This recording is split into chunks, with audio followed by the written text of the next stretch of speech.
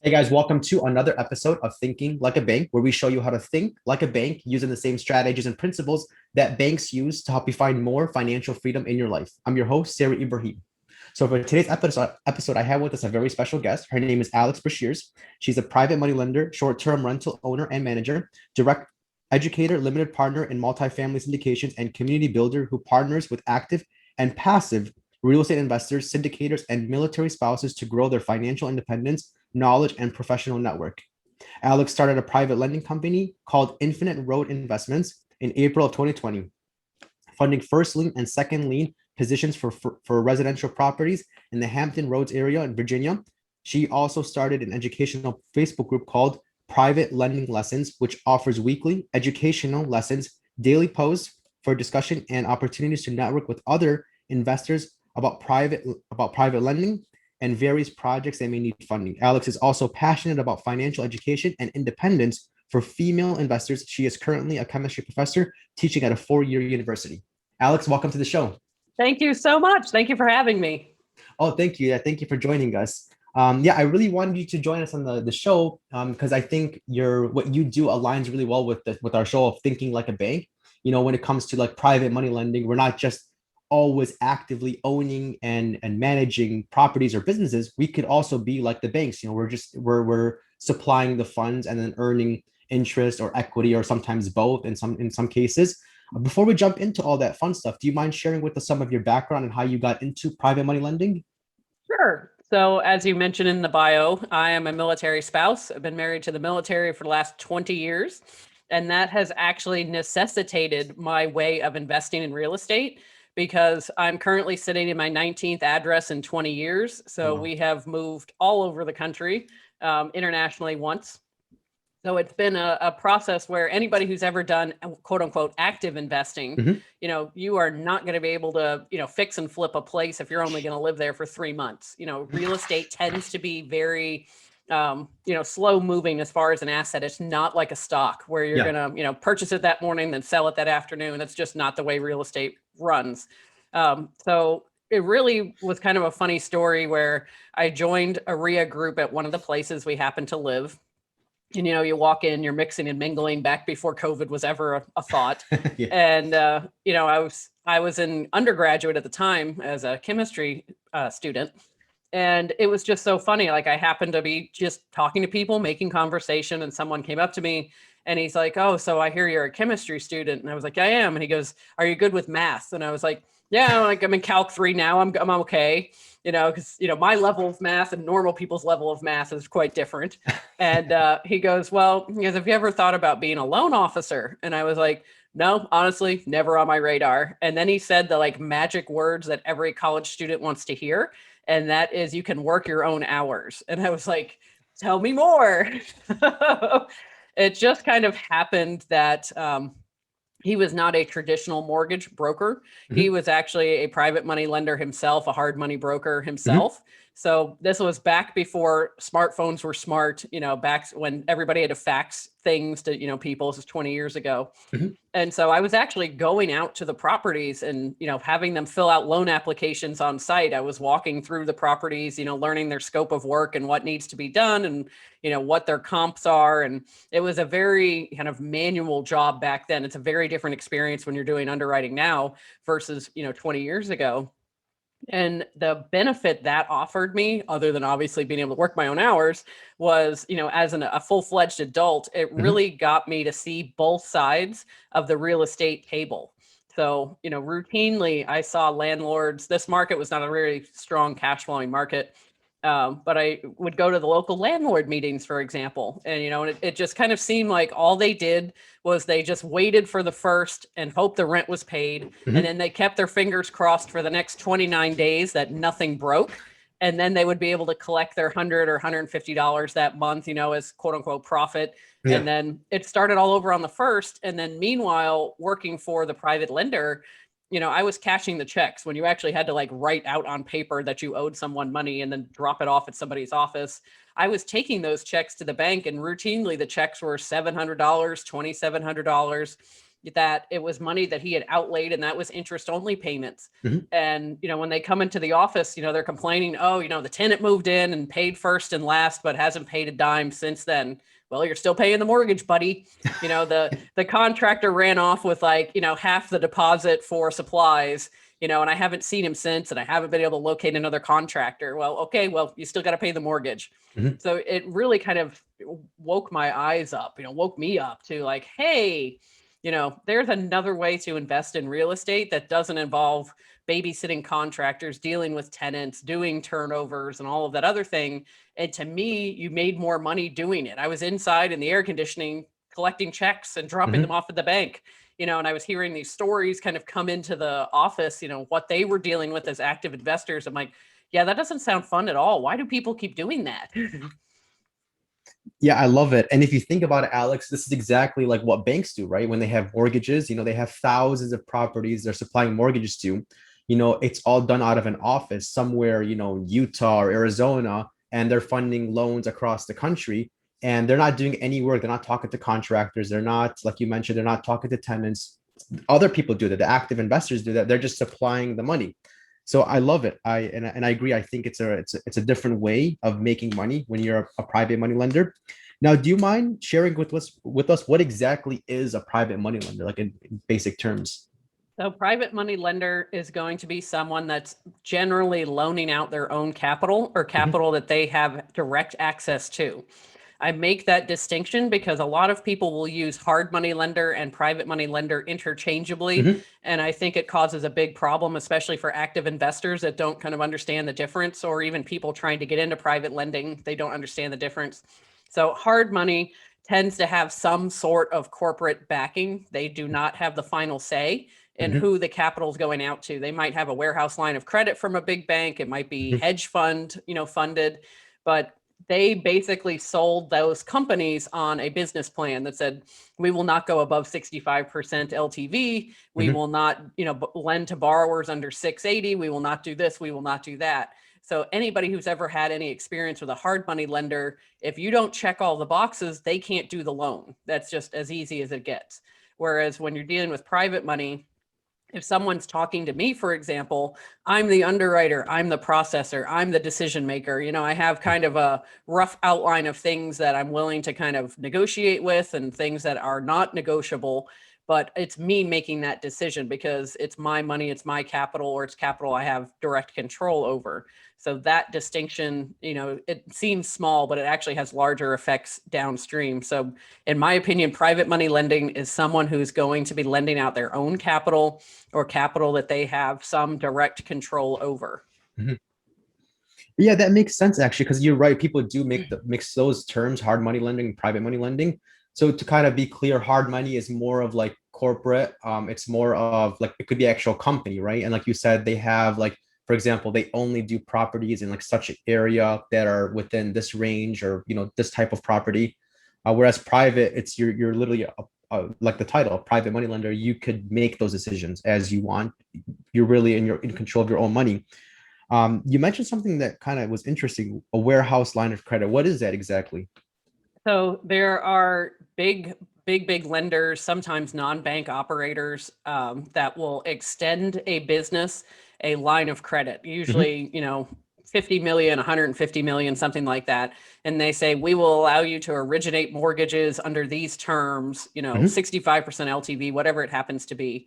So basically, the hard money lender or business lender, whatever they're lending, Mhm. can close in their name, but the capital is actually coming from kind of a third party source. Mhm. So it's very similar to like a home equity line of credit, only it's Mhm. not secured against a piece of property.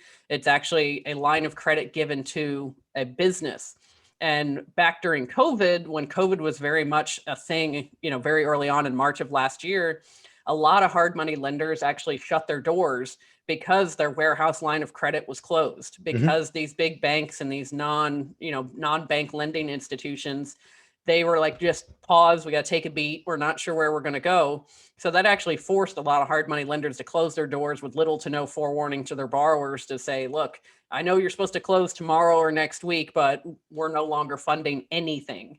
So that's another kind of downstream ramification of working with hard money versus true private money.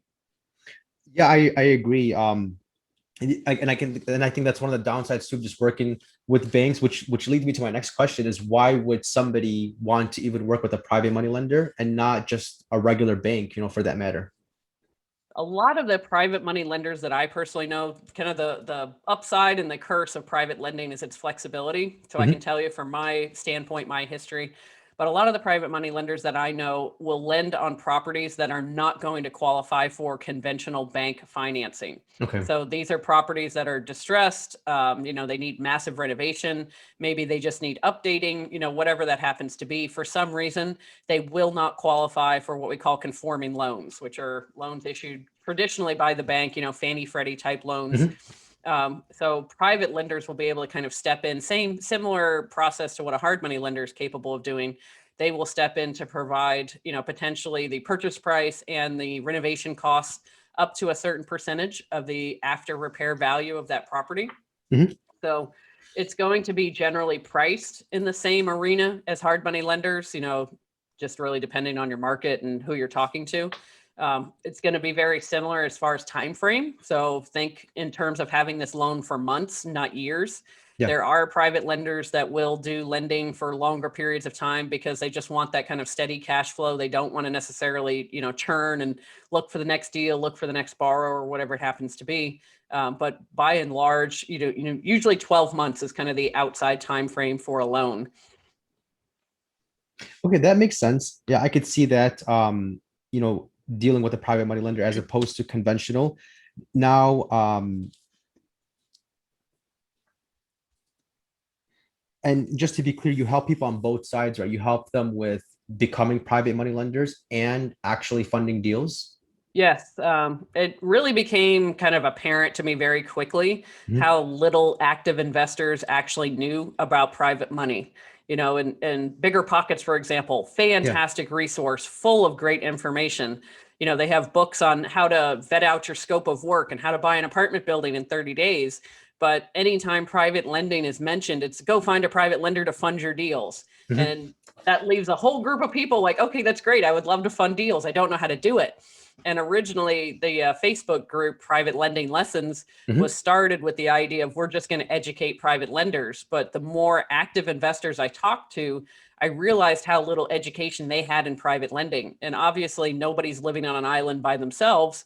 So if we had the opportunity to educate borrowers to be better borrowers, to Mhm. have more realistic expectations, why not accept that? Why not take on that opportunity and go, here's what private money actually means. This is what a scam looks like. If somebody's offering you 3%, for 5 years and amortized over 30 years or whatever these little terms are, nobody's doing that. And here's why. Yeah. So it's really been a very eye-opening experience for me from the active investor side, realizing how little education they even have about what private money is, how is it available, what are the benefits, what are the downsides. For example, I routinely get messaged, what are your rates? And I'm Yeah. like, dude, that doesn't work like that. We're private money lenders. I only lend in my backyard. So is it a property that's in my backyard? No, I'm in Idaho. Then we don't need to have this conversation. So it's really, there's a lot of variables that people both on the lending side and the active investor side, they tend to zero in on just the interest rate or maybe Mhm. even origination points and interest rate. But there's so many other things that somebody could potentially zero in on that could make the loan more profitable for both parties.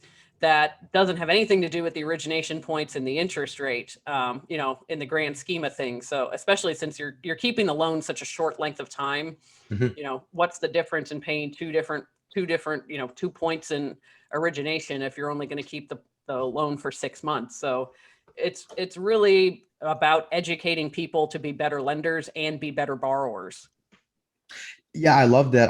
I was doing a lot of research on the subject when I first started the podcast, and I was listening to I forgot who was these two guys talking on YouTube. It was like a webinar, and they were saying that private money lending has to be like a mentoring or partnership. It has to be like the private money lender, even though he or she is not actively involved, they're still actively involved in that person borrowing.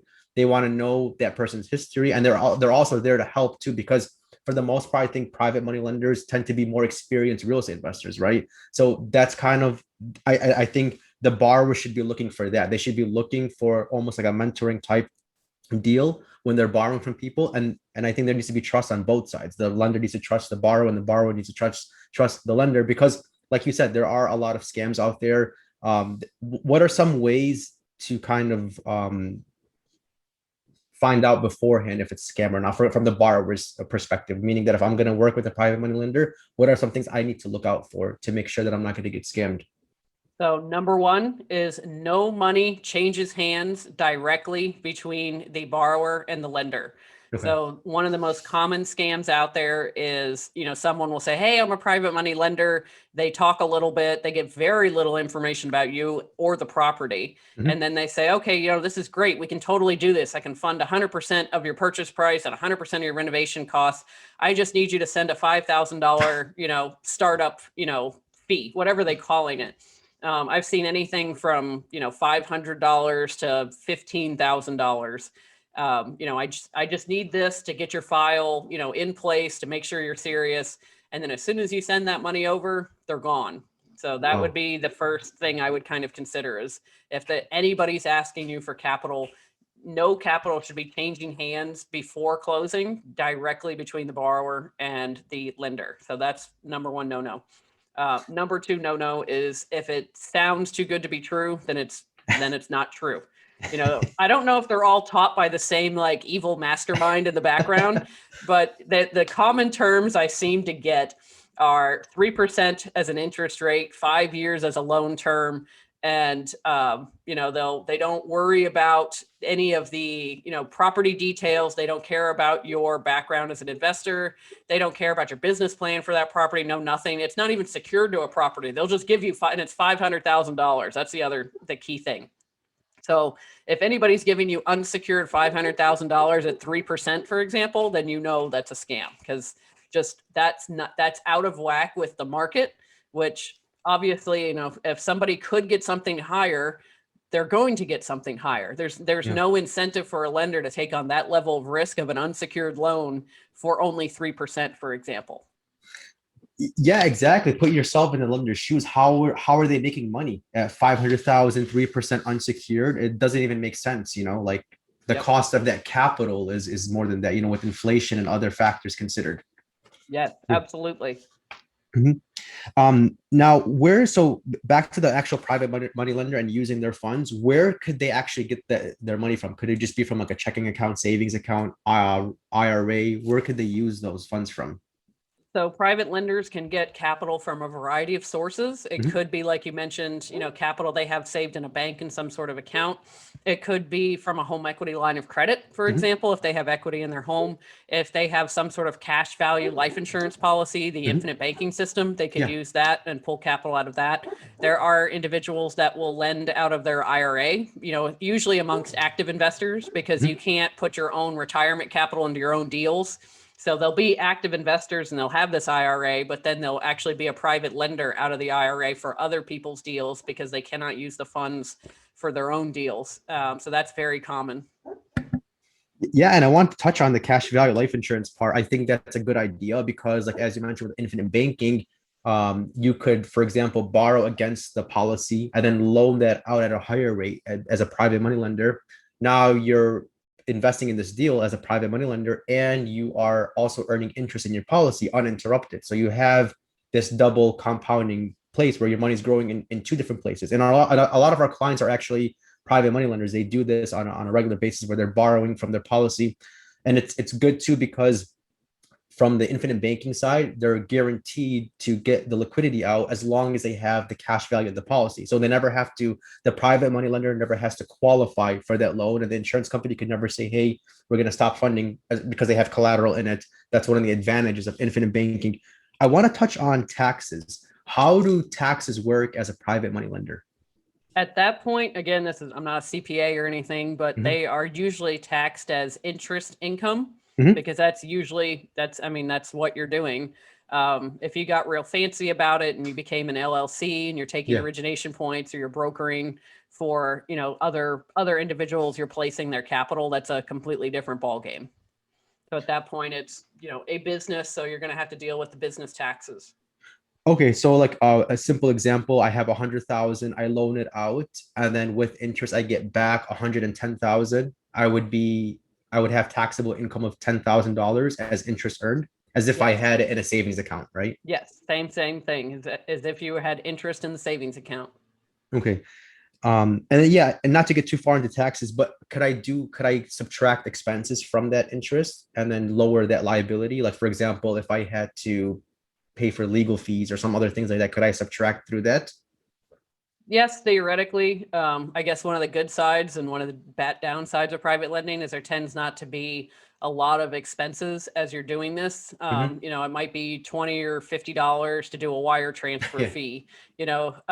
Any of the document prep, we actually have the borrower pay. So they pay a document prep fee that pays for the attorney to draw up the documentation. So that's usually a pass-through cost, not necessarily a Uh-huh. true expense, but you could do it that way. As far as the legal fees, if for some reason the loan defaults and you have to go through that process of getting title back to the property through whether it's judicial foreclosure or non-judicial foreclosure, I'm sure you could deduct those as business expenses or expenses against the loan because that's money you've actually outlaid to collect the capital for that loan. Yeah, definitely. Do you mind sharing with us an example? Let's say, for example, somebody borrowed $100,000 at 10% interest over a 1 year period and 2 basis points plus legal fees. So what would be the total like income for the private money lender in that scenario? So just to kind of start at the beginning, the origination points are Mhm. usually paid at closing when the loan is issued. Uh-huh. Not always. Again, that's one of those terms that can be negotiated between the active investor and the borrower, Mhm. or the lender, I should say. So that's going to be when they say points, that's a percentage point. So 2 points would be 2% of the loan amount. So if it's a $100,000 loan, it's going to be $2,000 as far as origination points. That is generally brought to the closing table by the borrower. So they're going to bring, $2,000 plus whatever costs are involved in that particular loan. Some private lenders will just kind of deduct that from the amount that they're kind of wiring over. So instead of wiring over the whole 100,000, they're going to wire over 98,000, for example. Okay. um, any of the fees that are associated, you could realistically, within reason, make them whatever you want them to be. So Mhm. if you want to charge a wire transfer fee of $50, if you want to charge a underwriting fee or a processing fee or whatever doc prep fee, whatever those are, those could be anywhere from $50 to $500. I've even seen $1,000 for something like a doc prep fee Mhm. because they had their attorney individually drawing up documents for every borrower. Mhm. So from that perspective, those could be pretty much anything you wanted. I wouldn't necessarily consider those income because like I said, a lot of those are going to be pass through Mhm. expenses. For example, if you have a closing coordinator, that underwriting fee or that doc prep fee basically will go to pay the closing coordinator, or the wire transfer fee is essentially paying for the fee that your bank's going to charge you to actually send the wire to the title company. So a lot of those are generally not income. It's just kind of a pass-through fee that's going to the borrower. And Mhm. then the interest is, again, there's tons and tons of different ways to calculate interest. So it's Yeah. very important that you figure out exactly what the loan terms are. So for example, my loans, when I do them, I do it what's called a flat rate. So Mhm. if it's 10%, it's actually 10% flat. And borrowers only have the money for about 4 months. So they're paying 10% in 4 months. Whereas if it's an annualized rate, it's basically think about it as 10% divided by 12 months. And then you come up with kind of a monthly rate, and that's what your interest only payment is based on. So the 10% really can vary as far as the income goes on, when it's being paid. Is it being paid all at the payoff, when the loan is refinanced or when the home is sold? Is it annualized? Is it over the loan term? There's lots of different variables in there. So that one's a little bit harder to kind of suss out the numbers. Yeah, definitely. And it makes a difference, right? If it's like for a flip or versus you're gonna refinance it because of time and because of cash flow. So if somebody, for example, borrows month one and they pay you nothing back until month four, that's going to be different than somebody borrowing month one and then paying some of it every month, right? Until like month 4 or month 5. Yes, absolutely. Okay. Now, do you need a professional license to become a private money lender? That's going to depend on your state or the state you are investing in. Okay. So different states are going to have different requirements. So that one, I always say contact an attorney that's Uh-huh. familiar with lending. Uh-huh. And a lot of people will make the mistake of trying to contact like their local title company attorney, hey, I did Yeah. my closing for my primary residence, with this attorney, let me call him. Yeah. And there's nothing necessarily bad about that, but they generally don't know a whole lot about lending, because if you think about a closing attorney, all the docs are emailed to them and they're just pointing out where you have to sign. Yeah. So they aren't necessarily specifically, very well versed. Not to say they're a bad attorney, they're just Yeah. not well versed in the lending components and the lending laws and what the usury limits might be, because that's just not part of their daily practice. So I would advocate getting in contact with an attorney that's familiar with the lending laws for your area. Most private lenders are going to lend in the same state that they live in, and it's Hmm. going to be specifically very small markets. Hmm. Hmm. Most private lenders are not very liquid. If the capital's deployed, they don't generally have anything else to deploy until that capital comes back.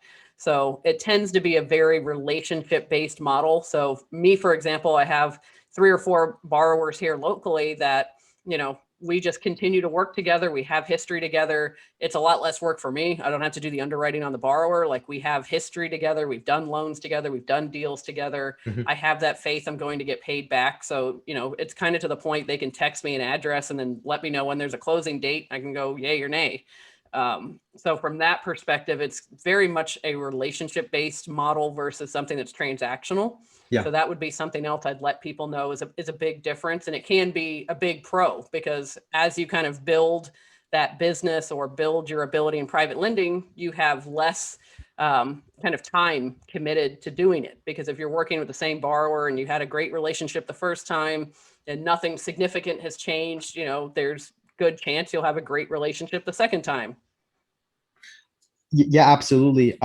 And there's a difference, right, in experience too. Like, somebody who's inexperienced is going to probably get a higher interest rate and higher fees. And then I think as you start doing more deals with that person, they start to kind of lower those fees and interest because of the repeat business that's happening. Yes, I mean, you're basically, if you think about interest being charged as a reflection of the risk of that loan, Hmm. if I tell people all the time, like, the first loan you do with me is going to be the most expensive, Yeah. because that's the most risk. I don't know you, you don't know me. I don't know how well you operate this property as an owner. But if that goes well and everything goes swimmingly well, I'm fine lending to you again, and it'll be lower interest rates. And if that scares off people, then you're not my borrower. Like, that's just the way, I'm baking in my level, what I perceive as my level of risk. So if you have something to offer that I don't see that will lower my perceived level of risk, then we can talk about lowering the interest rate. Yeah, absolutely. Like you mentioned earlier, it's not so much of a commodity where, like, what's the cost of this and that's it. Like, what's the interest rate? That's not the way it works. It's like it has to be relationship. It has to be long term. Even if the deals are short term, the relationship has to be long term. And again, it takes trust on both sides for sure. Do you have any books that you recommend or resources other than your Facebook group, other resources that people can like learn more about private money lending, either to become borrowers or to become actual lenders? Sadly, I do not, which is why I'm working on a book, because the group was actually started because there was that deficit. So, Yeah. during COVID, the world kind of shut down and everything kind of went online. And I went looking for community. I went looking for other people that are investing like this, Yeah. because, I'm members of, Burr Facebook groups and syndication Facebook groups and all these various groups. And every group I joined that had something to do with private lending or passive investing was just a place for scams and spam. There was nothing educational about it. There was nothing networking based. And a friend of mine just joked around and they said, why don't you just start a group? And I'm like, I spent 8 years in college doing chemistry. What do I know about running a group? I don't have any like marketing background. I definitely don't do graphic design. And, I'm from New Orleans. I'll paint everything purple, green, and gold and call it good, So, it's just one of those things. And the group actually started a little over a year ago, about 13 months ago. It just hit 5,000 people. So obviously, there was a big need for education and networking for private lenders. I joke around with people that private lenders would be the world champions of hide and go seek, because even me as a private lender, I couldn't find other private lenders. We took that we take the private part very seriously. So it's a shame, because it really can be, part of my kind of crusade, if you want to call it that, is it really can be a viable way to invest in real estate for people. Because if you think about it, when people are new to real estate investing, they're normally only presented with two options. It's you're going to be a landlord, or you're going to do fix and flip like they do on HGTV. Yeah. And that's it. And what nobody's really having the conversation with these people, especially new investors, is, does either one of those methods of investing suit your skills, your personality, your goals, what you have for yourself? It's just kind of like you end up in a BRRRR boot camp, and then nobody's going to try and talk you out of doing BRRRR. They're just going to be like, here's all the awesome ways you can do BRRRR, and here's the things you need to know. So I would like to bring forward private lending as one of those third options. So if you want to be, fix and flip, great. If you want to be a landlord, great. But there's this other third avenue of, you could do private lending for those people that do enjoy doing that, because that's not to say they're bad ways of investing. But me personally, they don't suit my goals. They don't suit my lifestyle. They don't suit my personality at all. And unfortunately, I didn't discover that until I'd actually done them. But, it's just one of those things where I would like to bring that to the forefront, to offer that opportunity to more people, because it's not necessarily me teaching other people how to do private lending. Doesn't take business away from me. If anything, it takes business away from Wall Street and these hedge funds. So you're basically taking, through education, you're taking money from Wall Street and bringing it back to Main Street, because there's families out there that could use that passive income. If they have $100,000 sitting in their HELOC at 4%, and then they could turn around and lend that out for 12 or 14%, that makes a nice chunk of change coming in on a monthly basis that could help pay for, the kid's car, college savings fund, or all those things. And that other investor, that active investor, doesn't necessarily have to jump through all the hoops with a hard money lender. Traditionally, it's probably going to be cheaper and faster to fund that loan through private money. So it tends to be a win-win situation for everyone. And unfortunately, it's just not really getting, in my opinion, the limelight it deserves. Yeah, absolutely. I think the lack of books and the lack of content out there is probably because private money lending has been going on for, if anything, thousands of years, but it's not mainstream, because the people in charge of it are typically, like you said, hedge funds, Wall Street. We see this too on the infinite banking side of becoming your own banker, is that it's not so much of a publicized thing, because think about it. Why would banks and hedge funds and Wall Street want people to know this stuff? They would just, it would just take away from them and take away their competition. Yes. But I love it. Do you think your background in chemistry plays a huge role in the numbers and interest and being a private money lender? I wouldn't say so much from the math standpoint. I do get that misconception a lot.